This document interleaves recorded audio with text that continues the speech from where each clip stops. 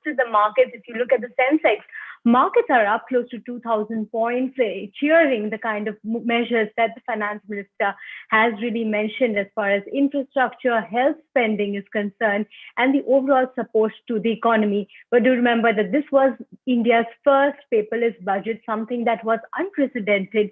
And even the finance minister, as you may have seen, entered holding a Made in India tablet. This was the first time ever that the finance minister has used the tablet to present the budget speech, indeed going with the theme of going digital. But of course, with regards to the overall measures and the economy, the government was really very clear, saying that it will help support the Indian economy recover from the after effects of the pandemic. Now, do remember that the finance minister in the budget speech, which lasted for almost more than about 90 minutes, said that there is a series of measures and many issues that need to be tackled as far as the overall economy is concerned. So she said that the main focus of the budget will be on 6 key pillars. Now, the 6 key pillars that were highlighted by the finance ministers include health and well-being, which was a very important aspect considering the kind of importance that health has taken, the kind of health center stage that is taken in both rural India as well as in urban India.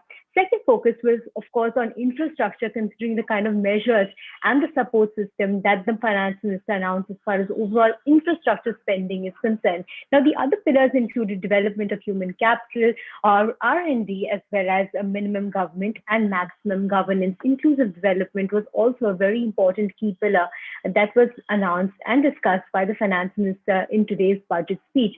Do remember that over the last year, the government has been constantly giving small, medium-sized packages to the government, to the industry to support the overall ecosystem recover from the after effects of the pandemic. So what the finance minister said is that this budget is an extension of the medium-sized packages that the government had been announcing all through 2020. But of course, here we're to discuss what it really means for the startup ecosystem, considering that the startup ecosystem has been really hit by the pandemic. In fact, a study showed that about 40% of the startups were affected really badly last year, considering that funds had dried up and there was no proper infrastructure or funding that support that was given to the startups in 2020. And therefore, what the startup industry and ecosystem was hoping for is big, bold reforms that will help really push the startup ecosystem, give a leg up to the overall startup ecosystem.